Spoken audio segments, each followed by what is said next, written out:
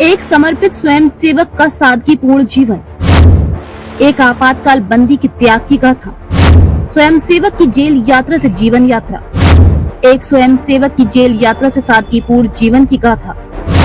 दिशा संदेश media studio में राजेश चतुर्वेदी के साथ। नमस्कार, मैं आपका होस्ट राजेश चतुर्वेदी। दिशा संदेश मीडिया में आज हमारे साथ हैं ब्रजेंद्र जी वार्ष्णेय, जो मीसाबंदी हैं, आपातकाल बंदी मैं कहूंगा उनको, क्योंकि मीसा में जब लोगों को बंद किया गया तो मीसा, DIR और 107, 151 तीनों बंद रहा, तो इनके लिए अभी एक शब्द आपातकाल बंदी ज्यादा उपयुक्त मैं मानता हूं, ऐसा रहेगा। साथ में लोकतंत्र सेनानी। लोकतंत्र सेनानी, आपका कहना है लोकतंत्र सेनानी भी लोकतंत्र की रक्षा के लिए, हम लोकतंत्र की रक्षा के लिए आप लोग गए थे, इसलिए हमको सेनानी कहा जाना। मैं कुछ पंक्तियों के साथ कुछ पंक्तियां आपको समर्पित करता हूं। संघर्ष राह पर हाथ अधिक उठते रहे, हर कठिनाई में भाई लोग जुड़ते रहे, मन में भरोसा और जीत की चाह थी, हार नहीं थी, नई उजास की राह थी, आखिरकार सवेरा फिर से आया है, घोर अंधेरा मिटा उजाला लाया है, लोकतंत्र की बगिया में फिर था फूल खिला, हर जज्बे को मिली जीत जब तमस हिला। क्या कहना चाहेंगे? उस समय आपातकाल जब लगा था, उस समय तो पूरा देश ही एक तरह से, अगर ये कहें कि जेल बन गया था तो कोई अतिशयोक्ति नहीं होगी जी, क्योंकि हर तरफ सेंसरशिप थी, अखबारों के अंदर भी सेंसरशिप थी, और जो भी इंदिरा गांधी के कांग्रेस जो चाहती थी वही काम होते थे, चाहे फिल्म इंडस्ट्री में लो, चाहे पत्रकारों को लो, या डॉक्टरों को लो, किसी को वकील को भी लो, तो सब चीज उन्हीं के अंडर से ही चलती थी, उनके हिसाब से ही चलती थी। पत्रकार भी अपना न्यूज पेपर जब तक उनको रात को दिखा देते थे तब तक वो छप नहीं सकता था, और जबरदस्ती नसबंदी की जाती थी। नसबंदी का काल था उस समय, सभी एक तरह से बहुत ज्यादा डरे हुए थे, और ये तो संघ की प्रेरणा थी जिसकी वजह से एक आंदोलन खड़ा हुआ, और उस राष्ट्रीय संघ ने अपने खुद के ऊपर न लेकर के जयप्रकाश जी नारायण के नेतृत्व में ये आंदोलन प्रारंभ किया, और जो बिहार से जेपी आंदोलन के नाम से प्रारंभ हुआ, उसके अंदर यही एक विशेष हुआ। भाई साहब, आप जब जेल गए तो आपके पीछे घर की क्या क्या जिम्मेदारियां थी? कोई जिम्मेदारी थी या विद्यार्थी जीवन था? मैं विद्यार्थी था, और मेरे एक तरह से कहा जाए तो खून के अंदर ही राष्ट्रीय संघ था। मेरे पिताजी भी 1948 में जब महात्मा गांधी जी की हत्या की वजह से राष्ट्रीय संघ पर प्रतिबंध लगा था और लोगों को जेलों में डाला गया था, तो उस समय लगभग 15 दिन और वो भी जेल में रहे थे, और लगभग वही उम्र थी उनकी भी, लगभग 21 वर्ष। और मैं भी जब जेल में गया 1976 के अंदर, तो मेरी भी उम्र लगभग 21 वर्ष ही थी।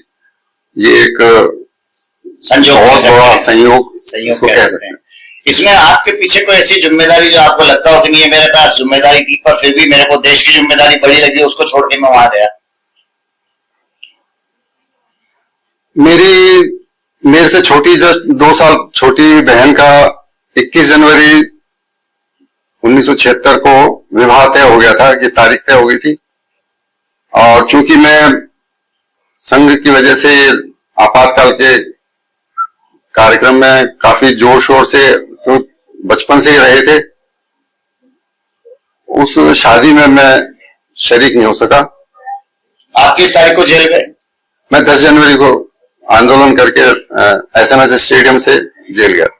मतलब 11 दिन बाद आपकी बहन की शादी थी और आपने इतना जज्बा था कि आप जेल चले गए? राष्ट्रभक्ति, देशभक्ति वो सबसे प्रमुख थी, और सबसे ज्यादा राष्ट्रीय संघ के ऊपर बहुत अधिक विश्वास था कि ये जो कर रहे हैं कहीं ना कहीं इसका परिणाम जरूर निकलेगा। वैसे तो जनता के अंदर और पब्लिक के अंदर ये था कि भाई अगर ये जेल चले गए तो वापस आएंगे कि नहीं आएंगे, इनका जीवन सुरक्षित है कि नहीं है, कुछ भी नहीं कह सकते थे उस समय। सबसे बड़ी इतना मुश्किल घड़ी में जब घर के अंदर शादी, 11 दिन बाद छोटी बहन की शादी होने जा रही है। आजकल तो मैं कहूंगा शादियों की व्यवस्था भी पैसे से हो जाती है, वो जमाना वो रहा था। जहां तक मेरी जानकारी है कि उस जमाने में सारी व्यवस्था, छोटी से लेकर बड़ी तक सारी व्यवस्था स्वयं की जाया करती थी, और मात्र 11 दिन बाकी थे, तो आपके ऊपर तो बहुत बड़ी जिम्मेदारी रही होगी और घर की माताजी पिताजी के द्वारा भी प्रेशर रहा होगा। बहुत बड़ी जिम्मेदारी थी शादी की, परंतु सर्वप्रथम जो है वो देशभक्ति थी उसकी वजह से। और चूंकि एक छोटी सी बात मैं बताऊं, डॉक्टर दीपक जी शुक्ला थे, उन्होंने यहाँ जयपुर के अंदर छापामार टोली एक जैसे शिवाजी महाराज ने करी थी उस प्रकार की छापामार टोली बनाई थी, जिसमें यहाँ के कॉलेज विद्यार्थी जो अलग अलग कॉलेजों में एक आंदोलन करते थे, उसमें एक दो जनों को सत्याग्रह करना होता था, बाकी बस शोर शराबा आंदोलन करके अपने आपातकाल हटाएं, इंदिरा गांधी मुर्दाबाद, इस प्रकार के नारे लगा के उस समय के युवाओं में जोश भरा जाए। उसके अंतर्गत काफी अधिक हम संलग्न थे और आदर्श नगर में आदर्श विद्या मंदिर के अंदर मेरी पढ़ाई हुई थी। और वहां पर भी इस क्रम के अंदर जब हम लोग पहुंचे तो वहां मैं 1 वर्ष पहले अध्यापन का काम भी किया था, इसलिए सारे विद्यार्थी मेरे को जानते थे। और आदर्श नगर पुलिस फिर विवाद में आई, जब उन्होंने बता दिया, उस चक्कर में मेरे को इधर उधर भागना पड़ा। और उसके कारण पिताजी को भी आदर्श नगर थाने वाले परेशान करते थे, वो 2-3 बार उनको थाने में भी ले गए थे। और तो इसलिए मेरे को कि शादी में व्यवधान उत्पन्न न हो, छोटी बहन की शादी में व्यवधान उत्पन्न हो, इसलिए मैंने यही एक निर्णय लिया कि 10 जनवरी को जेल चला जाऊं, सत्याग्रह करके ज्यादा उचित रहेगा। सत्याग्रह कहाँ से आपने शुरू किया और कहाँ से आपने जेल में आपकी गिरफ्तारी हुई? वास्तव में जो काम वीरूमल जी ने किया, रणजी ट्रॉफी का जो मैच चल रहा था, उसकी जिम्मेवारी मेरे को 10 जनवरी को करनी थी, चूंकि और मैं स्टेडियम में जो कमेंटेटर बॉक्स होता है उसके नीचे तक तो पहुंच गया था, पर बहन की शादी और पिताजी का जो थाने वाले परेशान करते थे उस सबको ध्यान में रखते हुए मैं फिर मानसिंह स्टेडियम के बाहर रणजी ट्रॉफी जब मैच खत्म हो गया तो 2 और साथियों के साथ ओम प्रकाश जी गुप्ता जो नगर निगम में कमिश्नर रहे, एक मनमोहन सिंह जी जो SBI के अंदर ऑफिसर रहे, रिटायर हो गए हैं, उनके साथ स्टेडियम के बाहर गेट पर सत्याग्रह किया। अशोकनगर थाने वालों ने हमको DIR के अंदर बंदी गिरफ्तार किया। तो इसमें आप जब जेल गए तो वहां ऐसे कौन से लोग जो आपको मिले जिनसे आपको जीवन में और आपको लगता है कि मैं और माज दिया गया? जो जैसे मैं आपसे बात करके मेरे को एहसास हो रहा है कि आदर्श विद्या मंदिर में पढ़े, यानी वो संस्कार तो जन्म से ही आप में थे, पर जेल यात्रा के बाद में ऐसा और क्या कुछ लगा आपको कि नहीं, मेरे में अभी मजे में भी चमक और लाने के लिए मैं जेल गया तो उससे चमक गया मैं, ऐसा कुछ? इतना ज्यादा तो मैं आपको कुछ नहीं बता सकता। हम लोग राष्ट्रीय स्वयं संघ में ज्यादातर मतलब 90% कहें तो स्वयं सेवक कार्यकर्ता ही होते थे और इतना विचार भी नहीं करते थे। संघ के ऊपर इतना अधिक विश्वास था कि वो ऊपर से अगर अधिकारी जो कुछ कह रहे हैं तो उसमें 100% कुछ न कोई भी हमको वो नहीं लगता था भाई गलत काम होगा। आपके पापा क्या कार्य करते थे? मेरे पिताजी AG ऑफिस के अंदर सुपरिंटेंडेंट से रिटायर हो गए थे, जयपुर के अंदर ही पोस्टिंग थी अंतिम।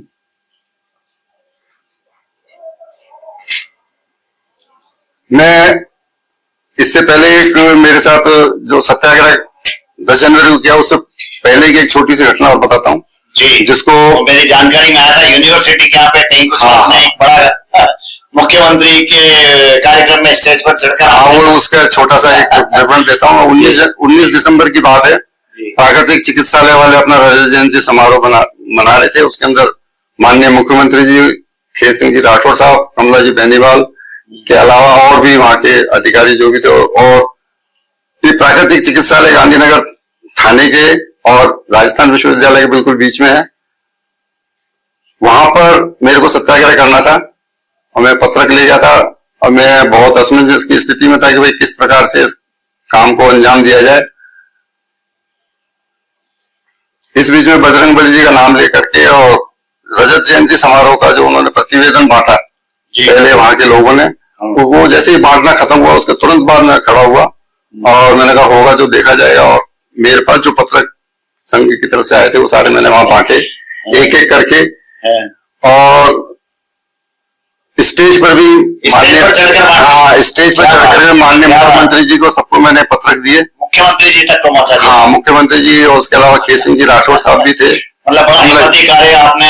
ये तो एक संघ ने जो सिखाया कि भाई किसी से डरना नहीं। जिस छापामार युद्ध प्रणाली की आप बात कर रहे थे, शायद उसी का एक काम, उसी का, हाँ, उसी क्रम में। और एक सबसे बड़ा बजरंगबली जी का विश्वास था कि वो जो करेंगे वो अच्छा करेंगे जी। और अगर मैं उस समय पकड़ा जाता जी तो मेरे ख्याल से मेरे शरीर की कोई हड्डी बचती नहीं जी। अगर जिस दिन आप गिरफ्तार हुए, जैसा आप बता रहे हैं कि SMS स्टेडियम से आपको गिरफ्तार किया गया, क्या पुलिस ने उसके बाद भी पिटाई की आप लोगों? जयपुर में पिटाई तो कम हुई है जी, पर ग्रामीण क्षेत्रों में जिन्होंने सत्याग्रह उनकी तो वहां की पुलिस ने बहुत हालत खराब करी। जैसा कि मतलब उसको शब्दों में वर्णन नहीं कर सकते। मतलब पिटाई के नाम पर भी अतिशयोक्ति थी, अतिशयोक्ति थी, अमानवीय व्यवहार रहा। अमानवीय, जैसा लोग अंग्रेज लोग करते थे ना क्रांतिकारियों के साथ जी, उससे भी ज्यादा जाती हुआ साथ में की गई। अभी आप लोगों को कोई सरकारी सहायता आप लोगों को दी जाती? माननीय मुख्यमंत्री वसुंधरा राजे जी ने हमारे ये सरकारी प्रारंभ में तो 6,000 रुपए और प्रारंभ हुई थी 2008 के अंदर, और फिर ये बाद में बढ़ते बढ़ते अब 20,000 रुपए तो हमको सम्मान निधि और 4,000 रुपए चिकित्सा भत्ता के रूप से मिल रहा है।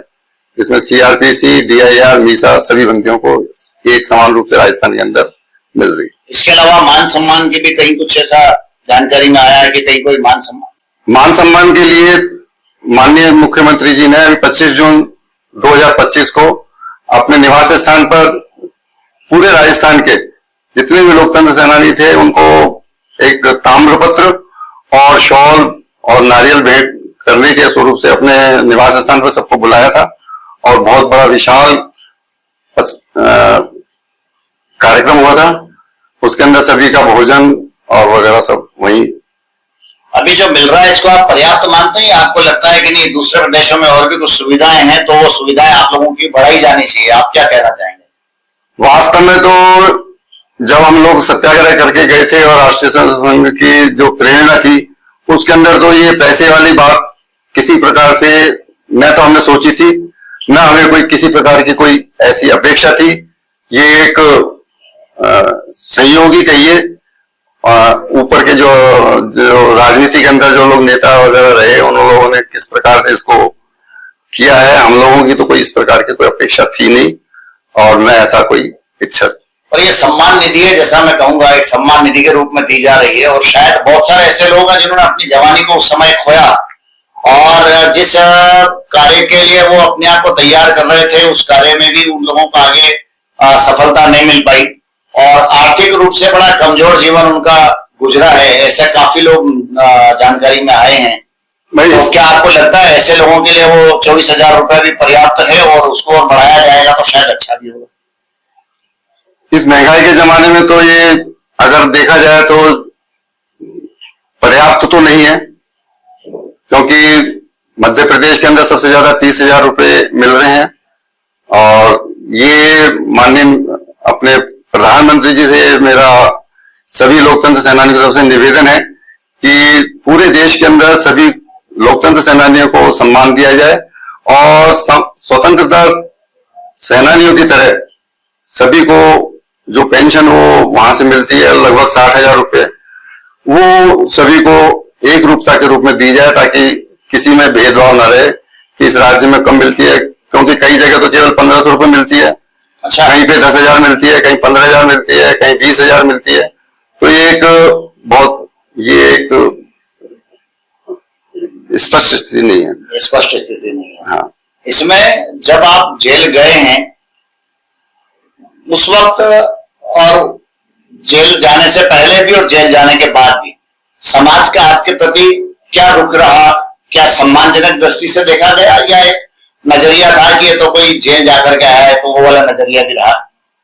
नहीं, समाज ने बहुत सम्मान के दृष्टि से उसमें मैं एक आपको छोटी सी बात बताऊं, जो मेरी बहन की शादी थी और उस समय बाद में जब उन लोगों को शादी के समय पता लगा कि भाई ये जेल गए हैं, इस प्रकार से गए हैं, तो उनके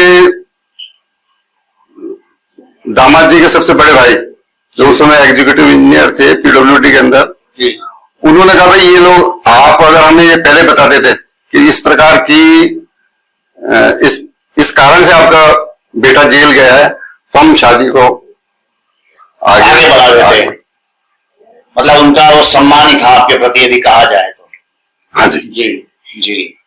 और बाकी समाज के और लोगों का भी, जैसे अगर हम बात करें, आपका विवाह हो चुका था या बाद में हुआ? मेरा विवाह नहीं हुआ था उस समय, मेरा विवाह तो 79 के अंदर हुआ। 79 में हुआ।